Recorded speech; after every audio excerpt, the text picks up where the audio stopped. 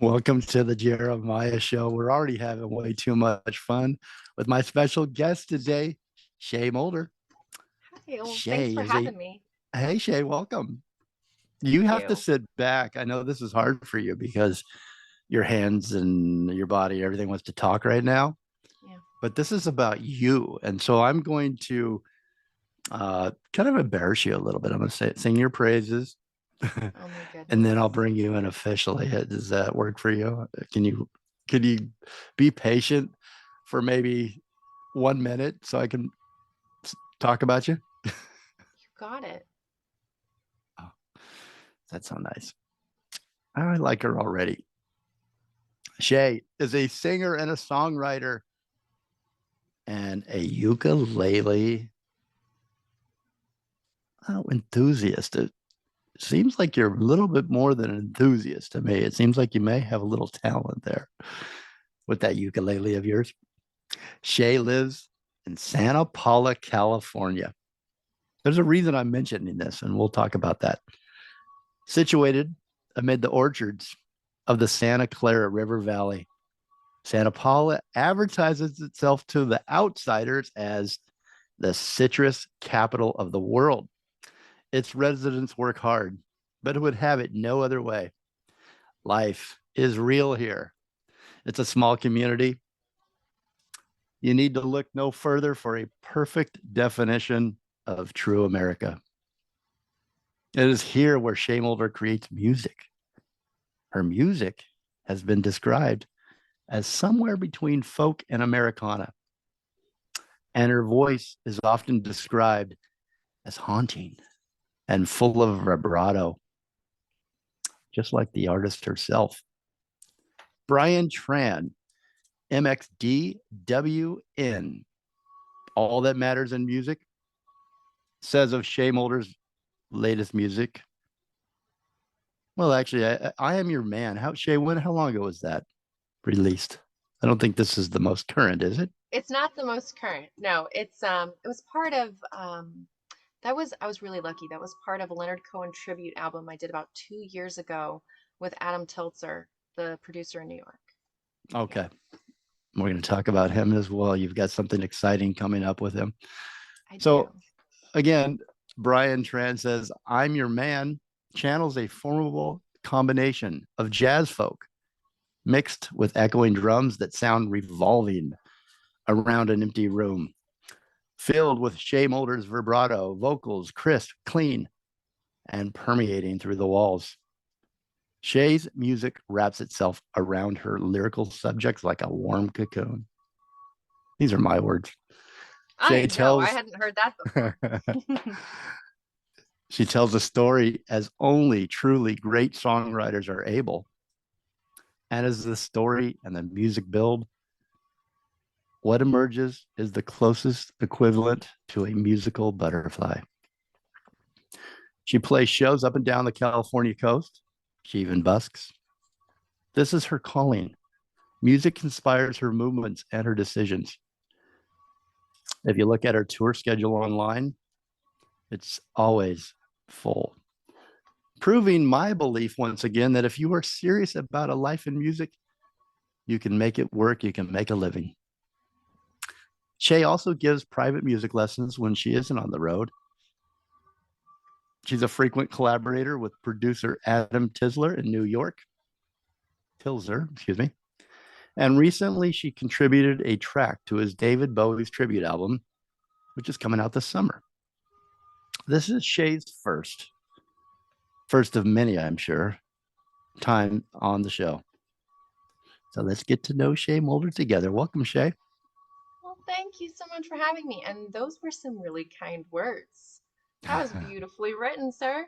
Thank you so Oh, much. yeah, thank you. I got to you're so talented that if your lyrics are so beautiful and they tell such powerful stories, thought I'd try to Well, thank you. I appreciate that meet you so halfway or much. something. You're just inflating my ego just one word at a time. Thank you. Well, thank you for being here, and you're very welcome. So, describe for us because I don't know if you know the Shay that we're heard in over 100 countries. So I love thinking about that when I talk to my guests because I think I know all the towns and cities and countries, and I think someone that hasn't been here, it's neat to kind of describe what your world is like.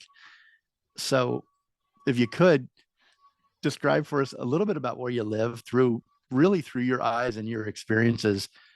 For instance, the music scene, the wineries, the citrus fields, the farms, the food, the people. I want to get a picture of your California. environment. Yeah, so for me, um, Santa Paula is my home. Um, we a lot of us lovingly refer to it as Snake Pit. And Or why is we that? call it, you know, um, I don't know. I think it's because it's really hot out here. We get a lot of rattlesnakes, and Okay. also, teenagers will just start saying something and it'll catch fire, and then like 40 years later, they're still saying it. And you know, um, yeah, it was at one point, it was the citrus capital of the world. One of our largest exports were lemon and oranges. And we have a lot of avocados at this point, but my family actually came from like the east and the southeast, to work in agriculture.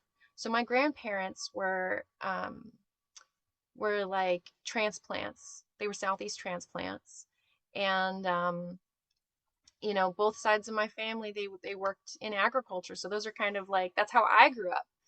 And where I ended up growing up, it was a lot of orchard and river, and it was real ranch life, and my family, even my mom when I was a kid, she was a, I guess you would call it like a,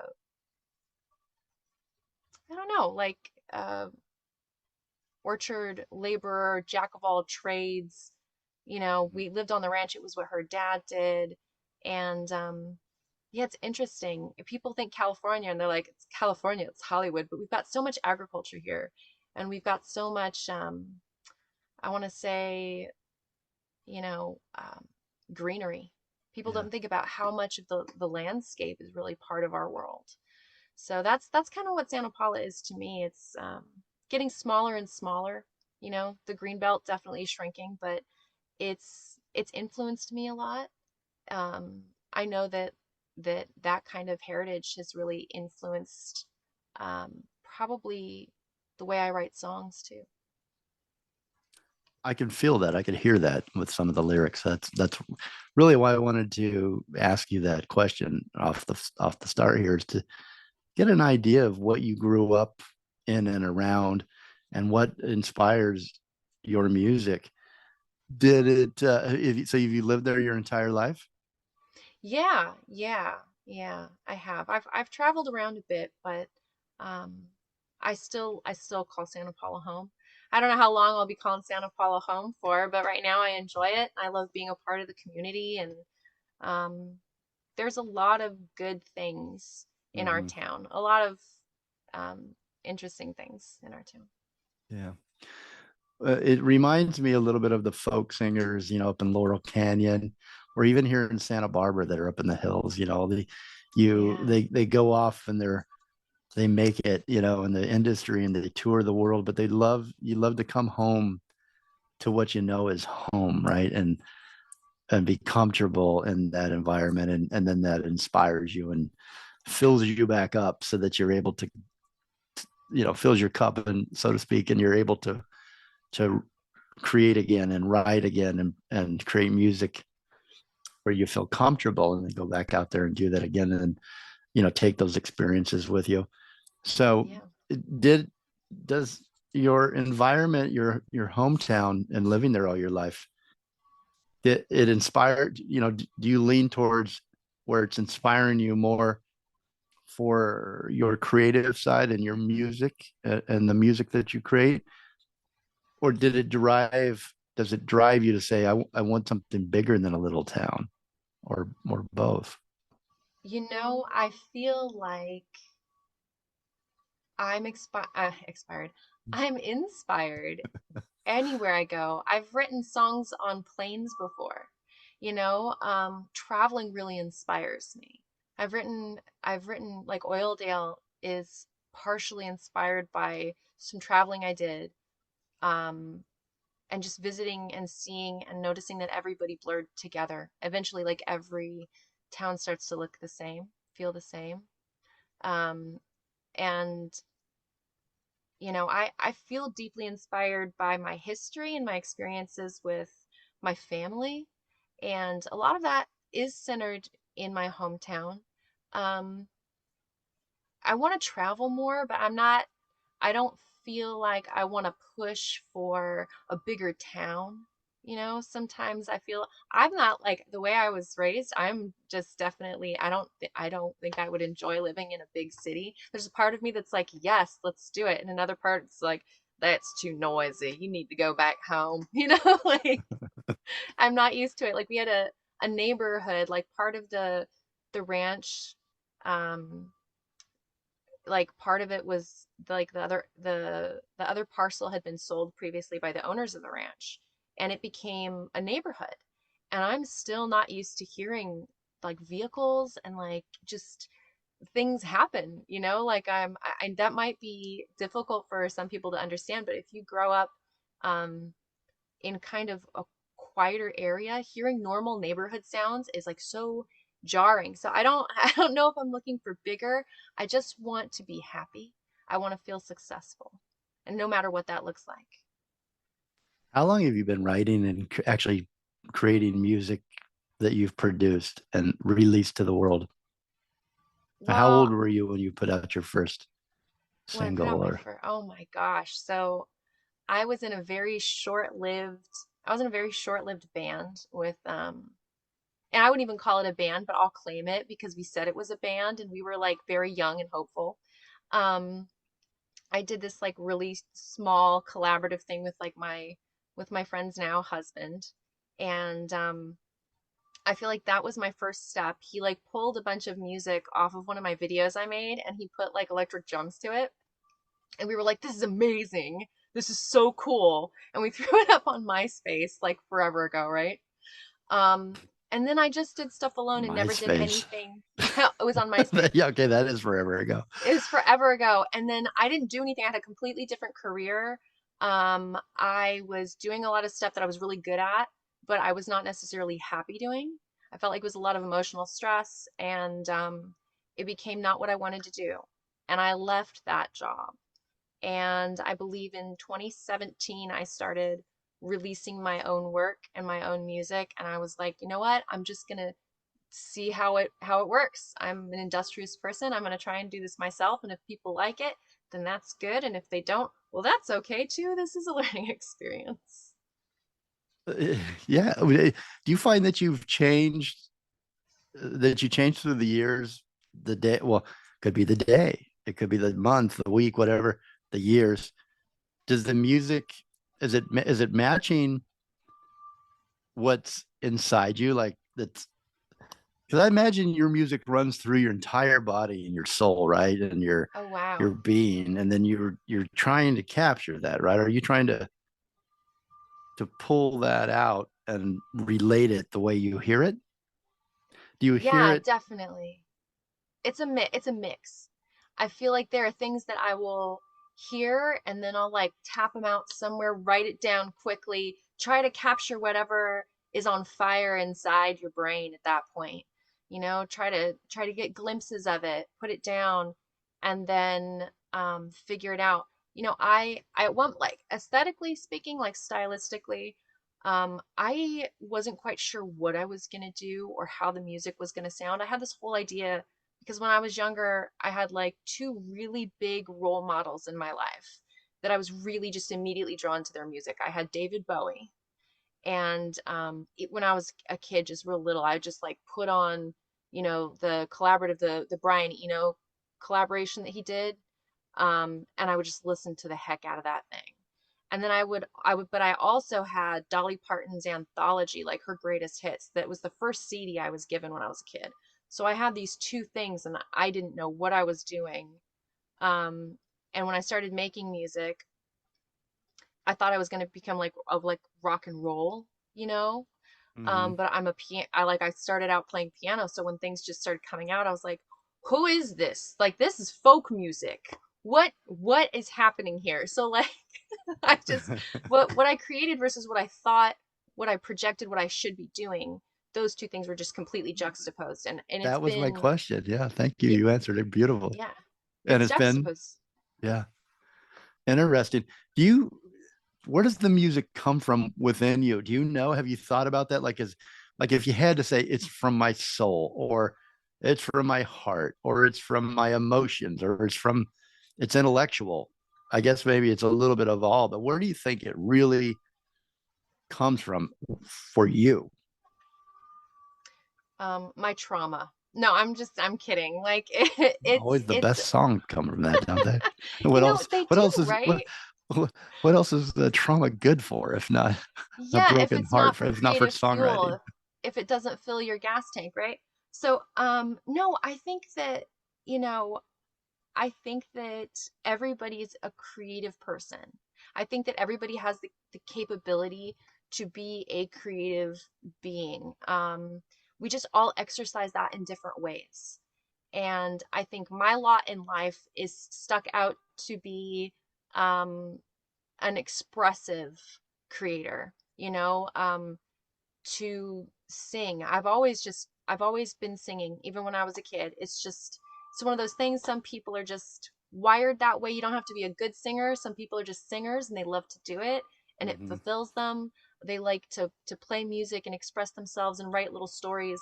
And I feel like that's my kind. Like you put some kind of creative medium in front of me, I'm gonna do it. I sculpt, I paint, I do stuff. I'm just one of those constant tinkerers, right? Mm. Yeah, you need to express yourself in a lot of different ways, not just one. Yeah, I can yeah. see that about. I've known you for 20 minutes. I can see that. I can pick that up from you. We do have to take a break, unfortunately. But I wanted to ask you, I don't know why this is on my mind, why this theme, when I was thinking of you, typically I write my questions while I'm listening to your music and it whatever I try to channel whatever I'm feeling from your music. So your soul came up a lot for some reason. I'm not that deep, so I'm not always My that deep, but I soul. feel like I keep asking you questions about you and your soul. And so go with me on this one. if Oh, I'm if open. you're okay, thank Yeah. you. If your soul was music, how would you describe the sound That of is your soul? so hard. This actually might break my brain. Let me think for a minute. If my soul was music, how would I? Yeah, how would it sound? I don't know. That's interesting. Maybe it would just I don't know. People describe the thing I never expect is that people describe my voice as haunting. And I used to take offense to it in the beginning. I was like, oh, that's not a good thing to hear, right? Like, but maybe that is how they would describe something that is wide and melodic and echoing and continual, right? Which I Hmm. feel like I'm one of those people that sustain. So maybe that is how my soul would sound, is how people describe. Maybe it just be kind of wide and ghostly. I don't think I could see where that would make you feel like, God, is that how? That's not what I'm going for, or something, maybe. But I think what they mean by haunting, because I kind of get it. It sounds like you have, here we go again, an old soul. It sounds like you have depth, where you're almost calling on some of the greats that have come before you for 100 years ago, 50 years ago. You have this quality in your voice that's mature. So I think do you know what I mean? It's almost like you're tapping into Yeah, uh I hear you 100%. You're telling me I sound like an old lady. I get it. That's something that I can't.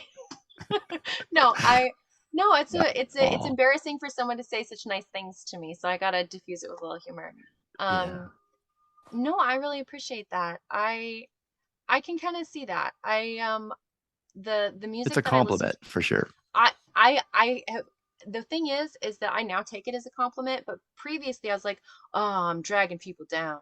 Oh, I'm being too sad, like you got to be able to not think of it critically, and sometimes that's just the immediate impression is I'm doing a bad job, you You know. know, I heard this. My grandpa told me this once. He said, it's hard to hear a compliment, right?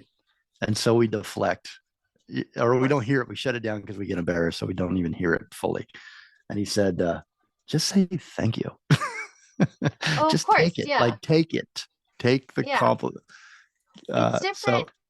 It's different when you're asking me questions and I'm like, I have to think critically about myself. And you say such good, nice things to me, and I'm like, oh, it's hard to talk after that one, you know? well, again, it's the way your music inspired me, inspired the question. So, I don't even know if I asked them right. I'm not as a question. It's There's no I'm wrong trying to questions. yeah, I'm trying to get to who you are and the way you make your listener of your music feel, and it changes just like as complex as you are. I'm sure you're from song to song, those emotions and those things that are evoked as we listen, as I listened to your music, it changes. And so there's not, but ultimately, I think that's a really great compliment and probably pretty darn true whether you like it or not. It's maybe somebody could come up with another way to describe it, but I think you've got a career ahead of you for sure, but you've got some of what the greats have in your voice, and we're going to actually play some music right now.